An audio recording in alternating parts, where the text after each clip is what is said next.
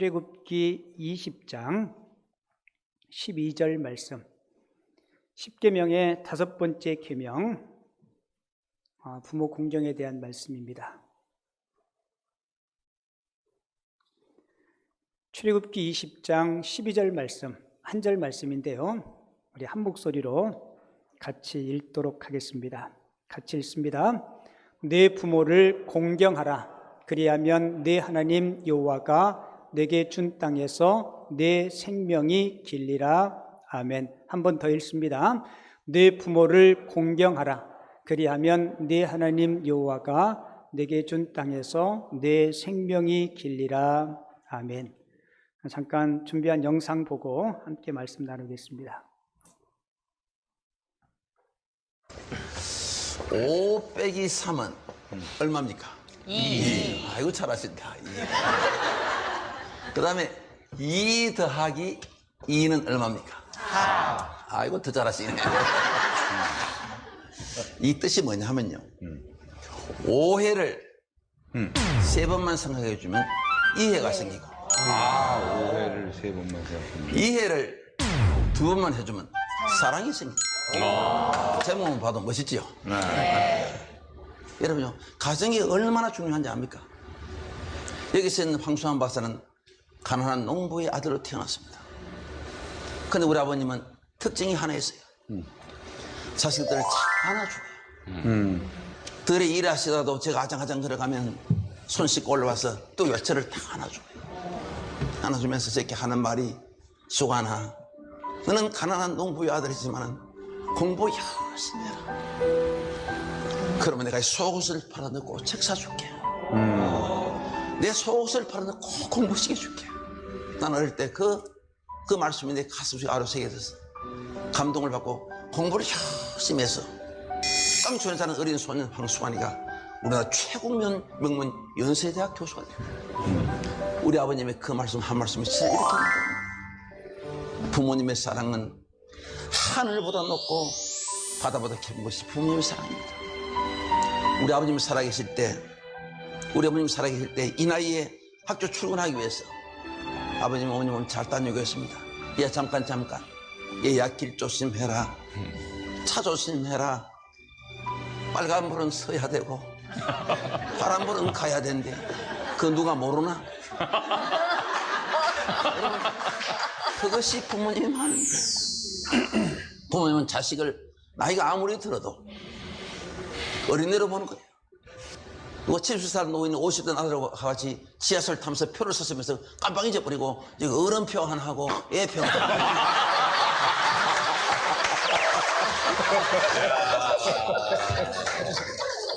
맞아. 자식은 나이가 아무리 많아도 어린애로 보는 거예요. 설날 아침 어느 가정에 대청마루에 83세 된 아버지하고 53세 된 아들하고 마주 앉아 있었습니다. 마침 창가에 까치 한 마리 나왔습니다. 아버지가 물었습니다. 얘야 저게 뭐냐? 아버지 까치예요. 그래 오냐 고마워. 두 번째 또 물었습니다. 얘야 저게 뭐냐? 금방 까치라 했잖아요. 오냐 고맙다. 또 세 번째 또 잊어버리고 또 물었습니다. 여러분, 나이 많으면 여자는 부모는 정신이 왔다 갔다 합니다. 얘야 저게 뭐냐? 금방 까치라 했잖아요. 그것도 못 알아먹어요. 그 소리를 아버지는 너무너무 서러웠습니다. 너무너무 서러워서 방으로 들어갔습니다. 들어가서 옛날 일기장을 꺼내왔습니다. 그 일기장은 제가 33살 때 일기장이었습니다. 밖에 나와서 제 아들하고 읽어보라 했습니다. 그 일기장에 이런 글귀가 써 있습니다. 3살짜리 내 아들과 마루에 마주 앉아 있었다. 마침 창가에 까치가 나왔다. 3살 먹은 내 아들이 나에게 물었다. 얘야 저게 뭐냐? 얘야 까치란다.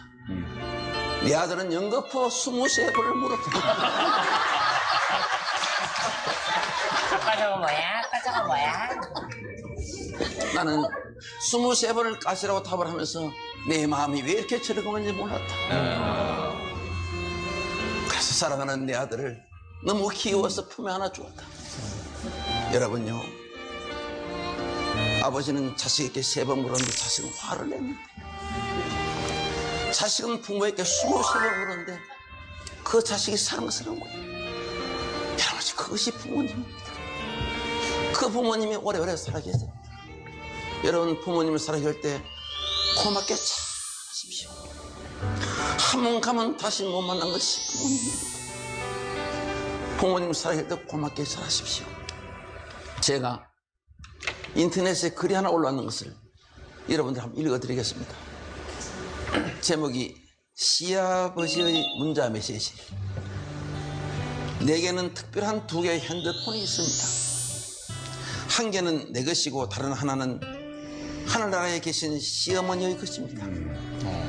제가 시부모님께 핸드폰을 사드린 건 2년 전 2분의 결혼 기념일에 커플폰을 사드린 것입니다.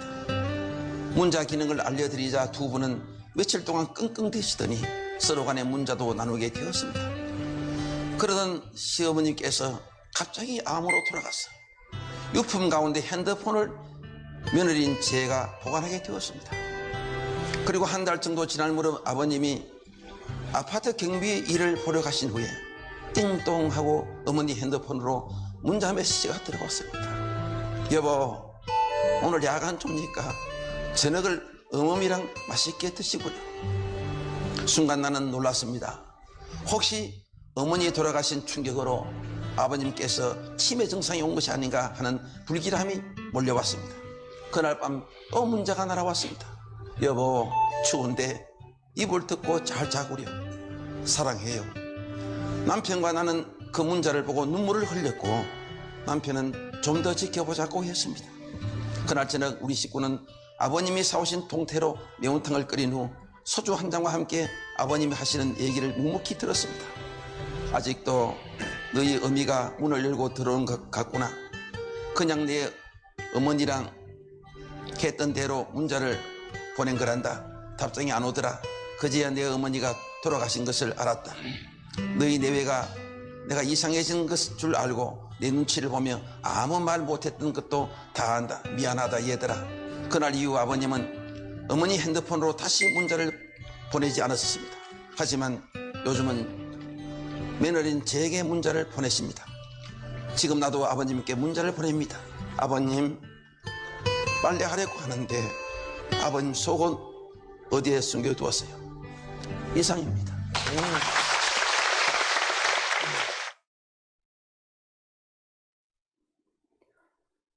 5월 8일이 얼마 안 남았죠, 그죠?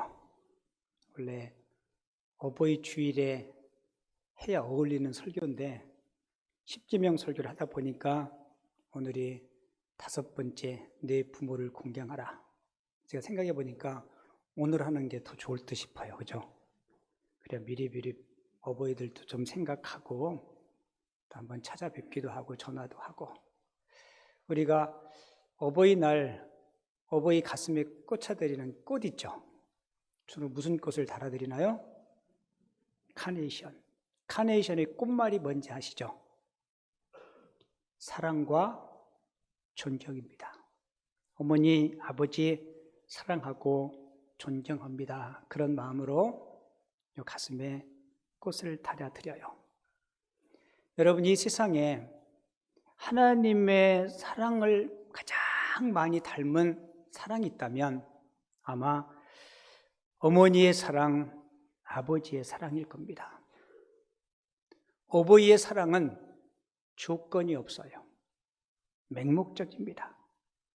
그리고 어버이의 사랑은 희생적이에요. 그리고 어버이의 사랑은 변하지 않는 변함없는 사랑입니다. 여러분, 우리 기독교를 효의 종교라 이야기하죠. 그리고 기독교의 경전인 성경은 효의 지침서입니다. 제가 성경 몇 구절을 여러분들에게 소개해 드릴 테니까요.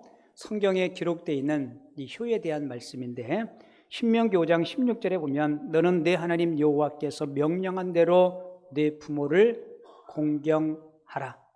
같이 읽어요. 시작. 그리하면 내 하나님 여호와가 내가 준 땅에서 내 생명이 길고 복을 누리리라. 여러분, 효는 하나님의 명령입니다. 마태복음 15장 4절에 보면 우리 예수님께서 하나님이 이르셨으되 내 부모를 공경하라 하시고 또 아버지나 어머니를 비방하는 자는 반드시 죽임을 당하리라. 레위기 19장 32절 너는 셋머리 앞에 일어서고 노인의 얼굴을 공경하며 내 하나님을 경외하라. 나는 여호와니라. 여러분들에게 질문 하나 드릴게요. 나는 부모님에게 충분한 효도를 하고 있나요? 나는 부모님에게 충분한 효도를 했나요? 돌아가셨으면 했었나요? 여러분, 이 질문 앞에 자신 있게 예라고 대답할 수 있는 사람은 그리 많지 않을 겁니다.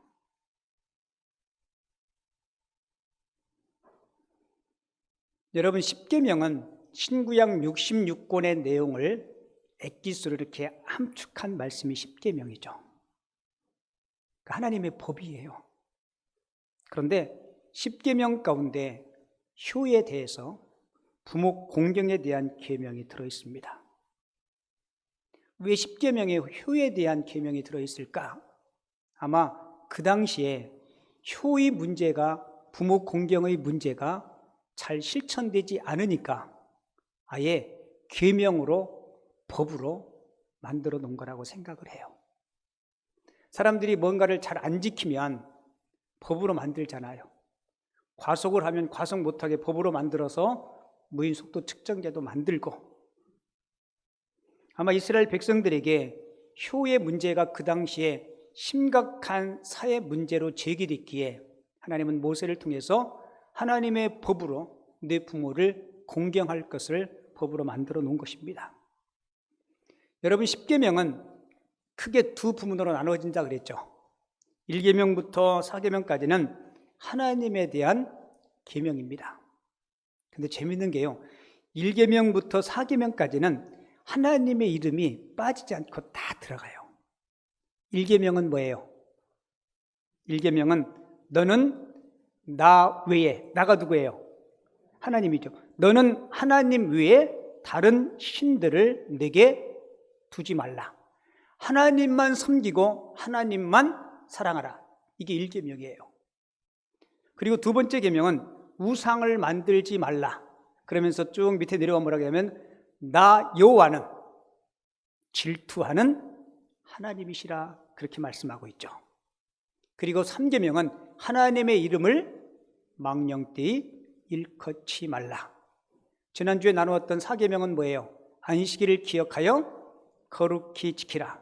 그리고는 10절에 와서 내 하나님 여호와의 안식일인즉 이라고 기록하고 있습니다. 보세요.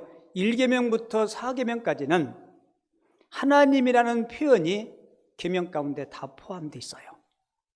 그런데 두 번째 파트인 5계명부터 10계명은 인간에 대한 계명이죠. 그런데 이 계명에는 하나님에 대한 이름이 포함되어 있지 않습니다. 자, 볼게요. 6번째 계명은 살인하지 말라. 7번째 계명은 간음하지 말라. 8번째 계명은 도둑질하지 말라. 9번째 계명은 내 이웃에 대해서 거짓 증거하지 말라. 10번째는요, 내 이웃의 집을 탐내지 말라. 그러니까 대인 관계에 있어서 이 계명에는 하나님의 이름이 포함되어 있지 않습니다. 그런데 유독 제5계명 효에 대한 계명에는 하나님이라는 단어가 포함되어 있어요. 자, 한번 볼까요? 제5계명 보면 내 부모를 뭐라고요? 공경하라. 그리하면 같이 읽어요. 시작. 내 하나님 여호와가 내게 준 땅에서 내 생명이 길리라. 여러분, 5계명 효는 하나님을 섬기는 만큼 중요한 주제이기 때문에 6계명부터 10계명까지는 하나님의 이름이 없습니다. 살인하지 말라, 간음하지 말라, 도둑질하지 말라, 내 이웃에 대해서 거짓 증거하지 말라, 내 이웃의 물건을 탐내지 말라. 그런데 유독 제5계명만 하나님의 이름이 포함되어 있습니다. 왜요? 하나님을 섬기는 것만큼 부모님을 섬기고 효도하는 것이 중요한 주제이기 때문에 그렇습니다. 여러분, 우리가 왜 부모님을 공경하고 효도해야 됩니까? 어느 교회 청년이 목사님을 찾아와서, 목사님, 우리 아버지 같은 사람도 공경해야 됩니까? 그러면서 자신의 아버지에 대한 이야기를 했어요. 목사님, 저희 아버지는요, 평생 돈을 벌어온 적이 없습니다. 그리고 술만 먹으면 짐승같이 되어서 폭언을 하고 폭행을 하고 심지어 어린 저희들 앞에서 어머니를 개패도 두들겨 패고 그랬습니다. 그래도 그런 아버지를 공경해야 합니까? 이 젊은 청년이 목사님을 찾아와서 그렇게 물었다요. 여러분, 우리가 부모를 공경해야 되는 이유는 부모님의 인격 때문에 부모를 공경하는 것이 아니고 부모님의 역할과 자리 때문에 부모님을 공경해야 하는 겁니다. 다른 말로 표현하면 부모님은 하나님을 대신해서 나에게 생명을 주신 분, 하나님의 대리자이기 때문에 잘났든 못났든 우리가 부모를 공경해야 될 것을 성경은 말씀하고 있어요. 여러분, 성경에서 경외한다라는 말은요, 하나님 외에는 쓸 수 없는 용어입니다. 그런데 경외한다는 이 말이 하나님 외에 예외적으로 쓰여진 부분이 있어요.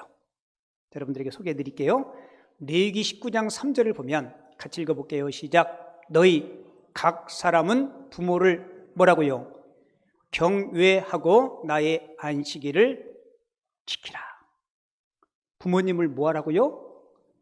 여러분, 경외라는 용어는 하나님 외에 쓸 수 없는 용어인데 외적으로 내 부모를 경외하라고 성경은 말씀합니다. 누가요? 성경은 뭐라고 해요? 각 사람은 무슨 뜻이에요? 모든 사람은 부모를 경외하라. 왜요? 부모님은 하나님의 대리자요, 하나님의 동역자요. 부모님이 계셨기에 내가 이 땅에 존재할 수 있기 때문에 우리가 경외해야 될 대상이라고 성경은 말씀하고 있습니다. 여러분, 그런 의미에서 제5계명에 부모 공경이 들어있는 거예요. 솔직히 우리가 살고 있는 우리나라에도 부모를 모시는 것이 여러분 쉬운 일이 아닙니다.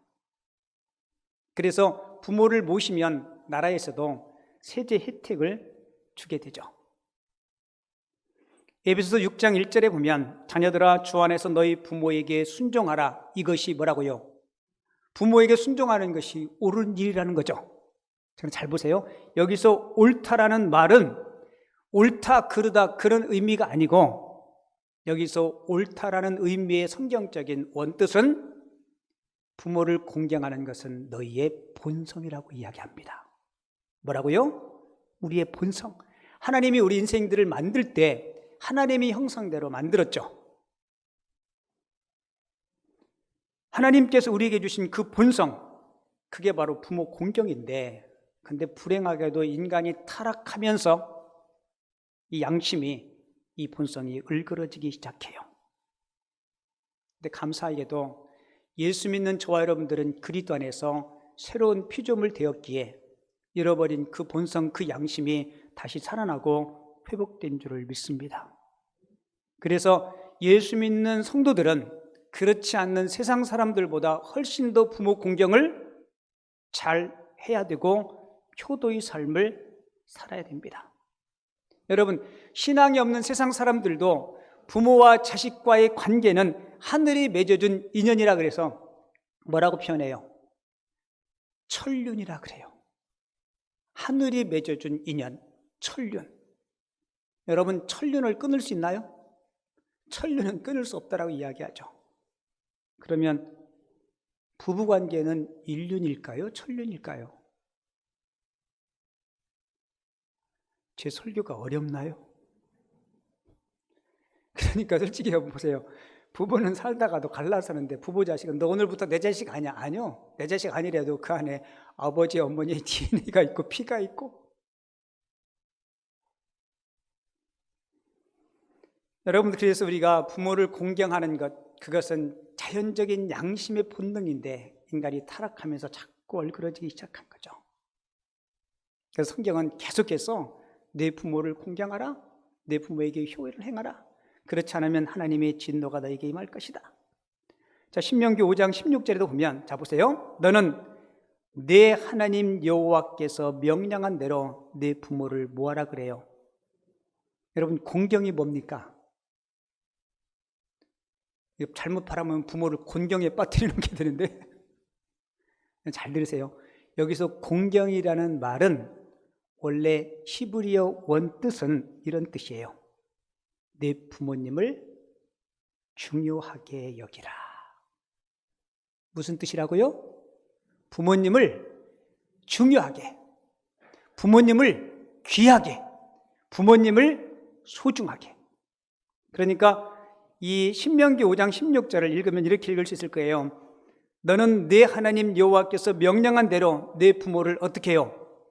소중하게, 아주 귀하게 내 부모를 그렇게 생각하는 겁니다. 여러분, 내 부모를 중요하게 여기면 우리가 시간을 드리고 마음을 드릴 수 있어요. 그런데 솔직히 요즘은 부모들의 권위가 많이 추락됐습니다. 특히 아버지 권위가 무너지는 시대에 우리가 살아가고 있어요. 이 시간 잠깐 여러분들의 설교 도움을 위해서 짧은 영상 하나 준비했는데 그거 잠깐 한번 보겠습니다.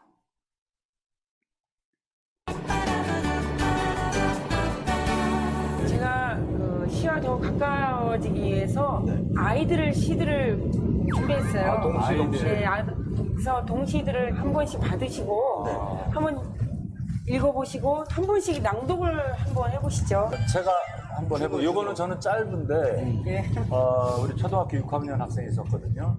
근데 이건 참 씁쓸하게 생각하는 아주 어른스러워요. 그리고 여러 가지 경제 또 문화 또 현실 물가 아버지 월급 콩알만 하네.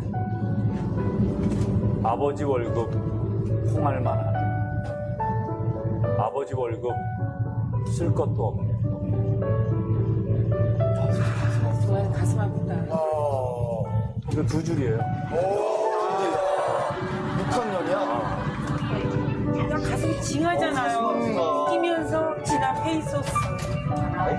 엄마 들었을 거 아니야, 엄마한테. 근데 아버지가 이 시를 아들이 썼다는 거, 아니, 딸이 썼다는 걸 알게 되면 속상할 것 같아요. 더 가슴이 아프죠. 아버지가 이 시를 보여주는 현실에 이런 아니, 근데 사실 돈 벌기 진짜 힘들어. 세상에 모든 아버지들 정말 힘들어. 진짜 갈수록 힘들어. 아버지 월급 콩알만 하네. 아버지 월급 쓸 것도 없네. 초등학교 6학년 아이가 쓴 시인데요. 초등학교 6학년 아이가 아버지 월급이 콩알만 한 거 어떻게 알았을까요?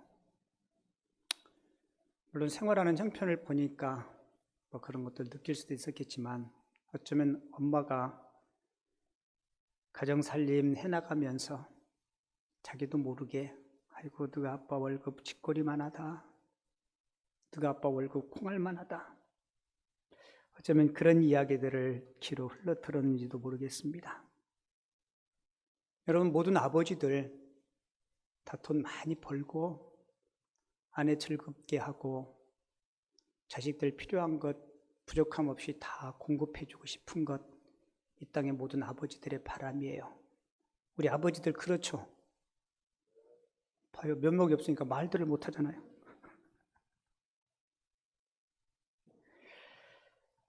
여러분 돈을 많이 벌어오든 아니면 적게 벌어오든 잘났든 못났든 아버지의 위치는 집안에서 소중한 겁니다.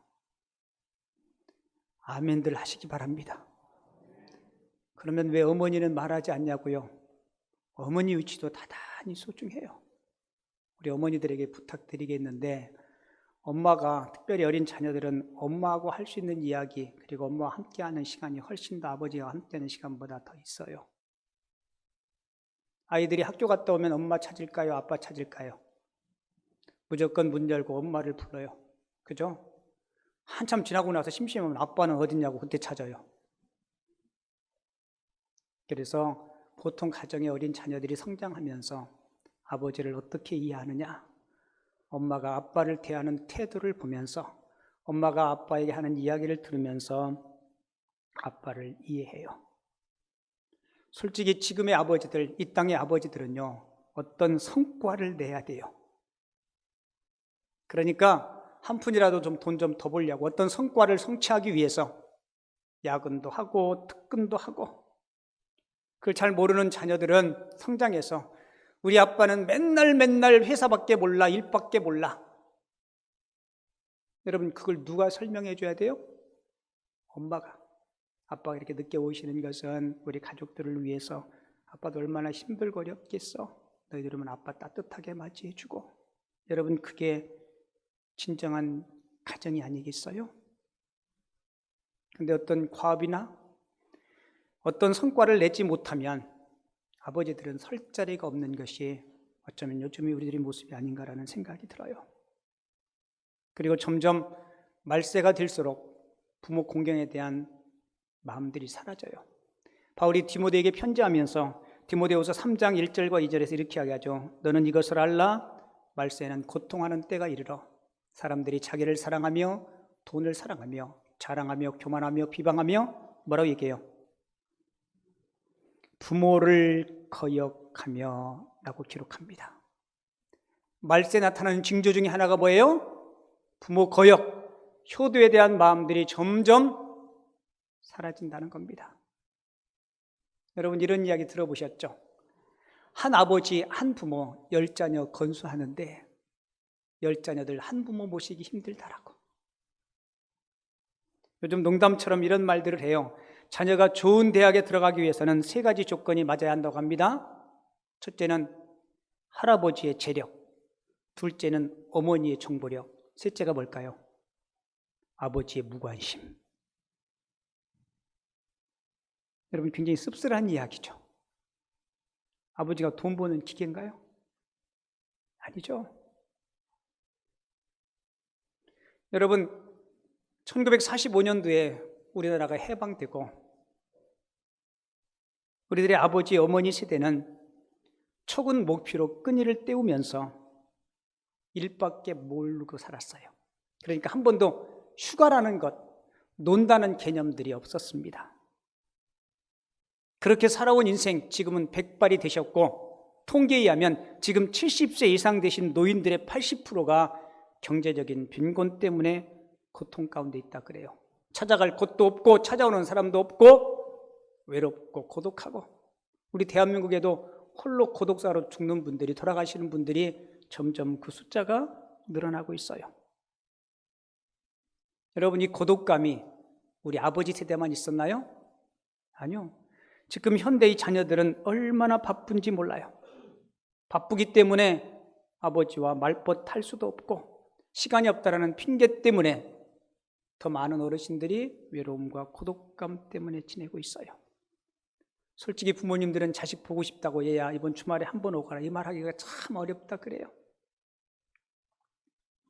여러분, 그래서 효는 미뤄야 할 것이 아니고 지금 해야 하는 겁니다. 골로새서 3장 20절에 보면 사도 바울이 골로새 교회 성도들에게 편지를 보내면서, 자녀들아 모든 일에, 무슨 일이에요?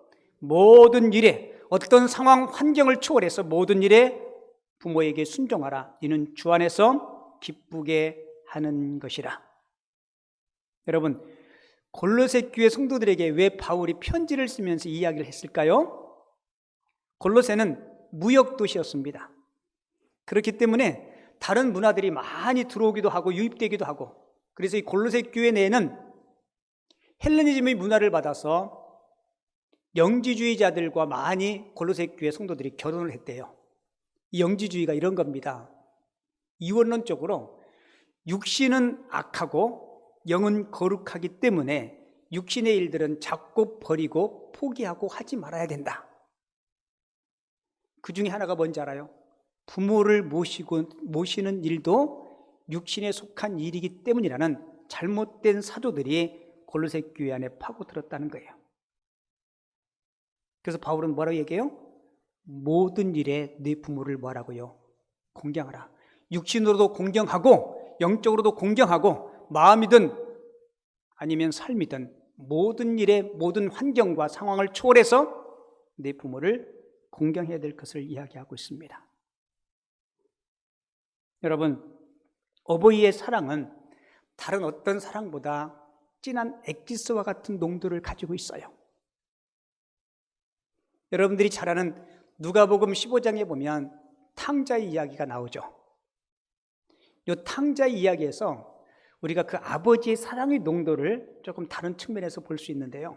여러분들이 잘 알다시피 아버지가 살아 계실 때 아버지의 재산을 유산으로 요구하는 것은 옳은 일이 아닙니다.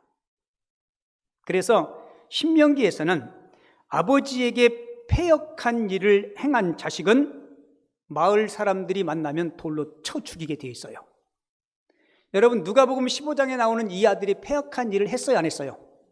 했습니다. 아버지가 생존에 계신데 아버지 유산을 달라는 거예요. 그런데 이 아버지가 허락을 하고 유산을 줍니다. 그리고는 아주 집으로 돌아올 생각을 포기하고 먼 나라로 떠나버려요. 여러분들이 알다시피 먼 나라에서 허랑방탕하고 탕진해서 거짓골이 되어서야 아버지 집과 아버지를 생각하고 집으로 돌아오게 되죠. 근데 여러분, 재밌는 것은요, 이 아버지는 아들이 집 나간 뒤부터 이제나 올까 언제나 올까 그러면서 아들을 기다려요. 근데 저 먼 발치에 갈 때의 모습과는 전혀 다르게 아들이 어떻게 해요?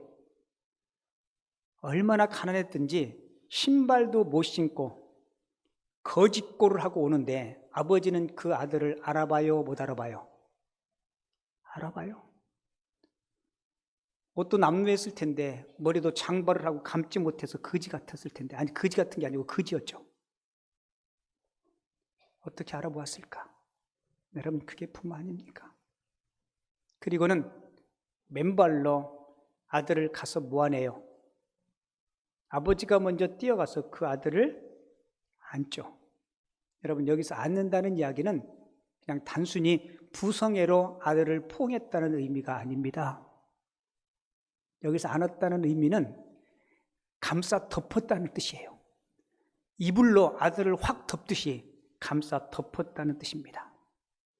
왜 그랬을까요? 여러분, 이 자식은 아버지에게 패역한 일을 하고 갔어요. 만약에 아버지보다 동네 사람들이 먼저 그 아들을 발견했다면 동네 사람들이 어떻게 했을까요? 틀림없이 돌 판매질을 했을 거예요. 그래서 이 아버지는 둘째가 집을 나간 그 뒤부터 언젠가 돌아올 그 아들을 생각하면서 다른 사람들이, 동네 사람들이 그를 보기 전에 먼저 그를 발견하고 그를 보호하기 위해서 그를 감싸고 덮었던 겁니다. 여러분, 이게 부모예요? 부모가 아니고는 어느 누구도 할 수 없는 행동입니다. 아마 여러분도 어느 날 문득 여러분들이 거울을 보면서 그 거울 속에 아버지, 어머니 얼굴을 볼 수 있을 거예요. 저게 저희 아버지, 어머니 돌아가시 가장 최근에 찍은 사진인데 지금은 두 분 다 돌아가셨는데요. 모양새가 닮았다는 이야기가 아니고 아버지, 어머니의 그 추름, 그리고 인생의 질구들. 여러분, 거울 보면 닮아가요, 안 닮아가요? 여러분, 우리도 언젠가는 우리 부모님이 연세 드시고 이 세상을 떠났던 그날이 우리에게 다가오고 있다는 사실을 꼭 기억하시기 바랍니다. 그래서 여러분, 5계명은 우리에게 자유할 수가 없어요. 그래서 효도는 미룰 수 있는 게 아닙니다. 왜요? 부모님은 나를 기다려주지 않아요. 제가 가끔 우리 아버지, 어머니가 살아계시면 철없을 때보다 더 훨씬 잘할 텐데 그 생각이 가끔 들어요. 부모님 안 계시고 장인어른은 제가 뵙지도 못했고 장모님 한 분이 이제 80쯤 다 되셨는데 제가 주중에 이 설교 준비하다가 갑자기 우리 장모님한테 가야 되겠다 그래서 그저께 한 번 갔어요. 그냥 뭐 아무것도 안 가지고 빈손으로 가도요 내 오는 그 자체를 좋아하시고 또 뭐라도 조금 준비해서 가져가시면 얼마나 고마워하시고 뭐가 그렇게 그냥 좋으신지. 그래서 제가 바빠서 먼저 갈게요 그러면 가려고 그래요. 그러면 제가 그러지 살까요? 그러죠. 바쁘니까 가야지. 한 신사가 고향에 계신 어머니에게 꽃다발 하나 보내드리려고 가게를 들어가려고 하는데 가게 앞에 작은 소년이 앉아서 눈물을 글썽글썽이고 있는 거예요. 이 신사가 왜 오냐고 물어봤더니 엄마에게 장미꽃 한 송이 드리고 싶은데 75센트밖에 없어서. 그리고는 흐느끼는 거예요. 이 신사가 아저씨가 장미 한 송이 사줄게 엄마 갖다 드려. 그리고 그 아이를 데리고 들어가서 장미 한 송이 사주고 그리고 고향의 주소를 이야기하면서 일로 꽃 한 바구니 좀 보내주라고. 그리고는 나오는데 그 소녀가 하도 안쓰러우니까 내가 집에 데려다 주겠다고 그랬더니 그 소녀가 그럼 아저씨 저를 엄마한테 데려다 달라고. 그리고는 그 소녀의 안내대로 가보니까 공동묘지 앞으로 인도하는 거예요. 봤더니 묘지를 꾸민 지 얼마 되지 않은 공동묘지 앞에 이 소녀가 장미꽃 한 송이를 올려놓고 엄마 저 왔어요. 그 모습을 보고 이 신사가 빨리 자동차를 돌려서 꽃집에 와서 조금 전에 제가 주문했던 그 꽃 보내는 거 취소하고 꽃을 저한테 직접 주세요. 그리고 꽃을 받아 들고 어머니 집으로 달려갔다고 합니다. 여러분 효도는 크고 웅장하지 않아도 괜찮아요. 저게 뭐냐라고 물으면 23번이 됐든 230번이 됐든 아버지 저거 까치예요. 그리고 작은 일도 함께 나누고. 저 여러분들에게 박은수라는 분이 쓴 시 한 편 읽어드리고 오늘 설교를 마치려고 합니다. 제목은 어머니예요. 어머니. 어머니는 좋은 옷이 필요치 않으신 줄 알았습니다. 예쁜 그릇도 갖고 싶지 않으시고 맛있는 음식에도 마음이 없으신 줄 알았습니다. 빛깔 고운 립스틱이나 꽃무늬 화려한 양산품 눈여겨보시지도 않는 줄 알았습니다. 그런데 시집 와서 40고개에 다다르며 이제서 깨달아집니다. 어머니도 여자이셨음을, 어머니 가슴에도 무지개가 있고 파랑새가 있고 사파이어 같은 꿈이 있음을 이제서 알아봅니다. 어머니 언제나 귀한 이름입니다. 언제나 우리 마음속에 별처럼 살아있는 아름다운 이름입니다. 이날에 어머니를 그리워합니다. 기도할게요. 하나님 아버지, 오늘 예계명을 통해서 내 부모를 공경하라, 내 부모를 귀하게 소중하게 여기라는 귀한 말씀을 받았습니다. 주님, 우리가 여러 가지 삶에 분주해서 나의 생명을 주시고 나를 이 땅에 보내주신 부모님을 소중하게 여기지 못했다면 용서하시고 우리 남은 생에 우리 부모님을 더욱더 귀하게 여기며 부모님의 마음을 기쁘게 드릴 수 있는 효를 실천할 수 있는 주의 자녀들 다 되게 하여 주옵소서. 그리하여서 땅에서 잘 되고 형통한 복을 누릴 수 있는 우리 모든 성도님들 되게 하여 주옵소서. 은혜의 말씀 감사하며 거룩하신 예수님의 이름으로 기도하옵나이다. 아멘.